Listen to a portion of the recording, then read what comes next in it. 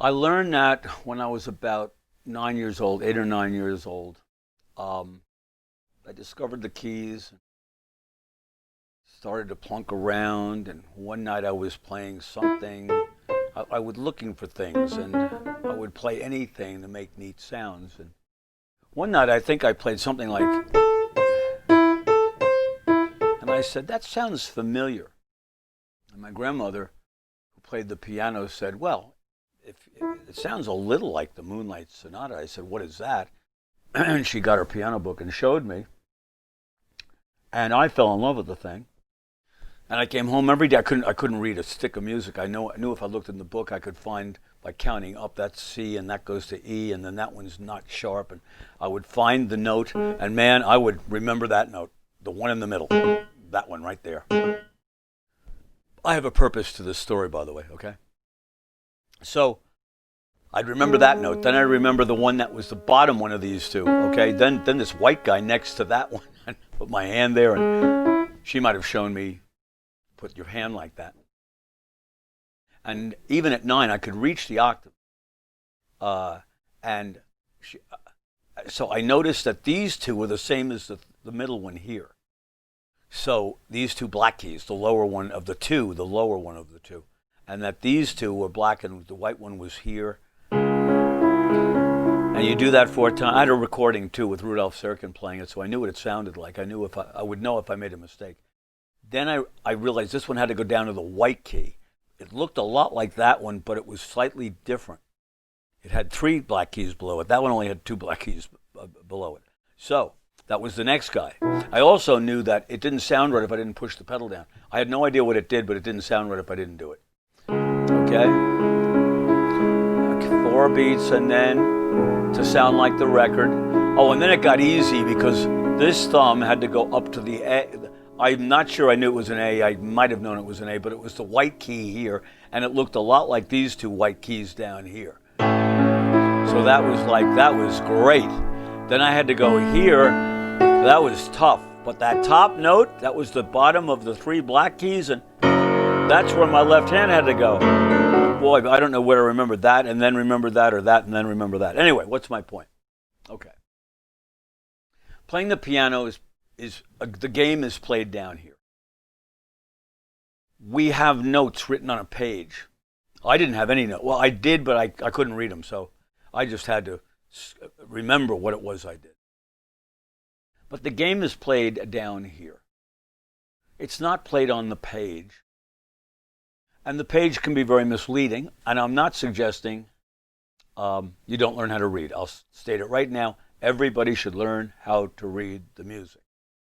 But the music are the instructions. Now, apply instructions to any game. Forget this game for a minute. Any game. Monopoly. I don't know, Chutes and Ladders. Whatever game you want to pick. In most games, when you've played them enough, you start to learn strategy. Now, strategy is not in the instructions. So you have a game, and the game, when you learn to play it, you realize you've gone beyond the instructions, much like when you have the music. And those are instructions. You go beyond it in that you see things, you intuit things. You might even change a note. God forbid. You change a note because you like it better. But the game is here. And what does the game do? It produces the music, and the music is the only thing that counts. That which we hear, and all the things that we like about it. So, but as I was saying, the strategy is not in the instructions. They don't tell you in Monopoly, always buy Boardwalk. They don't tell you that. You might buy up all the really cheap properties and win. There are many strategies for many things. Here, there's always a strategy. Yours and mine might be a little different, but as long as we're creating the music the right way. But the game is here. And my point about everything I was seeing down here was many times you will hear a piano teacher or somebody go, well, I know that you're never supposed to look down at your hands. Well, that's patently absurd. Even when I'm not looking, I'm looking at my hands. Now, can I see everything? No, I can't see everything. I I can't look if I'm doing something like we'll take what's one of the pieces we were playing. Okay, there's no way I can look at that. There's no way I can be doing in ragtime and be looking at the left hand, every note, every single note of the right hand. Of course not. But that doesn't mean I should be looking in the book. If you close your eyes, you can see a pink elephant. All right. So in my mind's eye, I'm looking down, even though I'm not seeing everything going. I can see more without looking at the piano actually than I can with. But to learn to do that, you got to look down here. You've got to get good at how far these notes are apart from each other. Okay? All these things are all. You got to look down. You got to look up. Then you got to look down. You got to look up. In fact, it's a good idea when you've learned to play something to look up at it. Assuming you don't have to look down for certain things, but I think everybody has to look down for certain things. If you say to me, play, my eye is going to pick up that. I'm going to see those notes. If you say to me, go, well, it's a lot tougher because my eyes are going to do a quick like this. One of those hands will probably be getting ready before the other one. If you watch them, you'll probably see my right hand get up there first before I get there. We can't say. Hard to say. Too subliminal. But you got to look down. Let's talk about a second here about seeing some notes. You look up at the page, you see the first space of the F clef. You see the top line of the F clef. You see the second space of the G clef. And you see one line above the G clef. You see those four notes. Now that's a bit of reading to do. Admittedly, you might read them quick. But when you look at the piano, oh my God, it's just 4 A's, 2 double octaves. So where is it make more sense? It makes more sense here. That being one line above the G clef is purely non-necessary to playing it. And believe me, when I play this, I do not think one line above the clef. So anyway, I wanted to make the point that looking down, you're going to see stuff.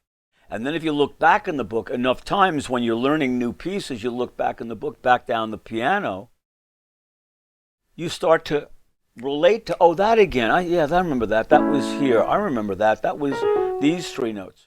And that's how the reading can become. So when somebody is reading and they're playing, very often that they're looking at the book, but they're seeing the keys. They're seeing their hands on the keys. Take an example of blind pianists, Ray Charles, George Shearing, Stevie Wonder, guys like that. They're also blind classical pianists. They learn, they can feel those distances because we do too. As I showed you at the beginning of the Liszt Sonata, hopefully I can do it right now. I don't play it this time during the day, but how can I get from that G to that G looking? The looking is not going to get me there. The feel of it, I know it's going to be the G to G. I can see the G's, but to go up like that, my hands do it. It's just done. So think of all those examples. Now, yesterday I said that I was going to use a quote by W.C. Fields. Anything worth having is worth cheating for. Well, some pianists see this as cheating. Oh, you looked down and saw your thumb. Darn right I did, because I wanted to see it. Now I've done it enough times, I can close my eyes and I can see the thumb moving here. I can see it. I don't need a book. I don't have to look. I can cover my eyes. I can see that. I can go to another B minor. I can go to another F sharp minor. I don't have to look. I wasn't looking. You have to trust me. But the fact is, I can see the keyboard. I can feel the keyboard. There are 3 black keys here, 2 black keys here. That's D. And part of it is also just the geography. Your arms learn that. But not if you never look down. The arrows, one of the reasons the arrows can be so effective that we've talked about is that generally an arrow contains a chunk that you can kind of remember a lot easier than if we didn't have the arrow, because it's just a confined amount. okay? A thing like that. We look down at our hand. Now, you're not going to look at every finger. You're going to play 1, 2, 3, 4, 5. But the thumb being on the D, that's something you might look at. The question is that cheating? Which I don't think it is. Because you're learning it. And if you can learn it better looking, look. Okay, another thing that people think as cheating might be writing in the book. I mean, a lot. I have students that come in and their parents say, oh, I noticed you wrote in the book. And I say to them, well, listen, go out and buy 2 copies of the book. One is going to be kept absolutely pristine clean. The other one, I'm going to butcher until you can't even tell what piece it is anymore, with every color under the sun. Now, it's my belief that it's not your piece of music until it's marked up. I'll give you some examples of what it could look like. It could look like that, okay? There I was showing a kid what a natural meant. But if you look at the first line here, I've written every finger. I wrote the arrow. You can see how long they have to practice in for. We wrote fingers where they were necessary. Now, all of that, is that cheating? A big MF there, meaning not loud, but on the loud side. I normally would have circled the B flat, but I might have said something about that. No, I guess I didn't. On their copy, this is my copy, believe it or not. Not for me, but I've had to use it when students are looking, are working out of my book. So anyway, and then the 2 P's here to remind them it's quiet all of a sudden. And then circling this up here, well, the left hand's written up there, but generally in this piece, I have a lot more written on the page. But none of that is cheating. It's all letting us know. They can look at the page. 5, 1, 4, 3, 4, 2, 2 on D. I even wrote up there 2 on D. None of it's cheating if it's telling them what to do down here, and it is acting as an aid, even a mnemonic device if necessary. But anything that will get us to play it right. These little guys, you very often see me write a bigger red line on these, I'll circle those slurs, because the way I want them playing them is... And then they add the pedal, and I try to keep them doing that same.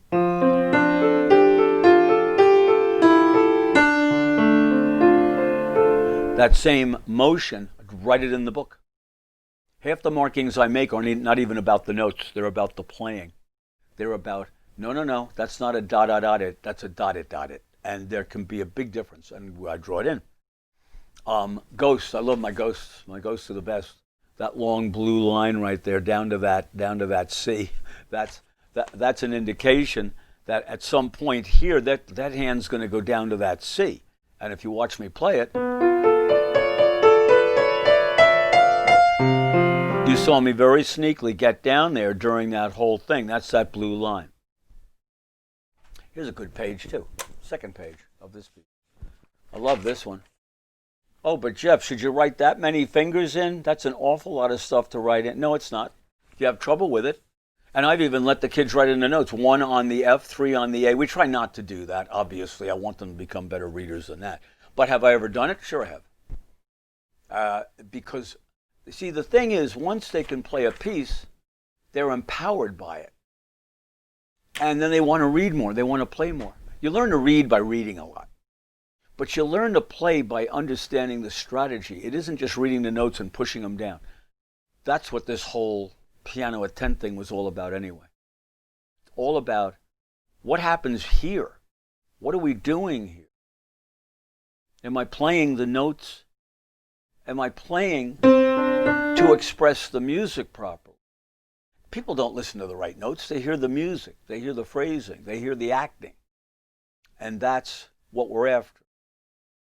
So, yes, if you want it and something seems like you're cheating to get it, unless you hire another piano player to play it for you on the record, that would be cheating. But anything short of that is not cheating, as long as you're getting to know how to do it comfortably and accurately according to the rhythms and the articulations and things that are on the page that the composer wants to. But as musicians, we have to go beyond what's on the page, much the way you do with anything, any set of instructions. You know, how many sets of instructions include duct tape, but you've used duct tape to fix half the problems in the house, right? I'm not saying it's the answer, but if it works, don't fix it. And on the piano, it's dynamic here. And when I was 9 years old, I was actually doing it pretty correctly. I have very few students that come in and need, my friend taught me this.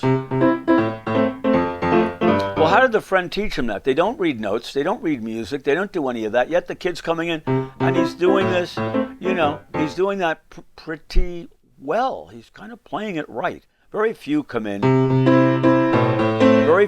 doing that. Most of them have heard the way it sounds, and they come in playing it pretty good. They might be a little heavy on it, but they know it. How do they know where the notes are? I doubt that they could probably tell you that that's a C. But it's the one in the middle next to the two black keys on the left. That's how they would probably identify. And the left hand, shockingly enough, plays the same note to the note, so they're both C's. Whether they know that or not, they can play it. And then this has if they generally don't use it, they generally use these fingers for everything when they make stuff up, unless they play the most horrible version of Furelise you've ever heard. But anyway, and they know you go down 3 notes, and in some versions they go down 3 more and come up 1, and they probably gauge it that way: down 3, up 1, or down 2, up 1, depending on how you look at it. But they're learning. They're playing the piano. They're doing a good job of it. All those notes are next to each other. They have to start on that same note the other guy started on. See? So it's easy to show kids how to kind of negotiate that. So anyway, that's my talk tonight. That's what I wanted to talk about. It's really not tonight. It's this afternoon. But I just wanted to make everybody feel good about. Yeah, you look up there. Remember some of it. Look down. Not all of it, maybe. You might have to look at the book. But at some point, the book should be going. That part, the one that had the 4 white keys, and the 1 black key that was hard to do with the 5. Think that way. Start thinking that way. That's what I use music very little for anything I've worked on for a while. Mainly because I learn the way it feels. That's the biggie. But I also know landmarks. I know certain landmarks, but not by sight, by feel. But the sight and the feel become one and one after a while. They become the same thing. And yes, you can't look at everything. And yes, you should be a good reader. But the reading is only to a point. And that's basically what I'm saying. And you become very friendly with the habit that is the piece. Anyway, so I will see you tomorrow. Hopefully this loosens you up a bit, at least. And remember, when words fail, music speaks.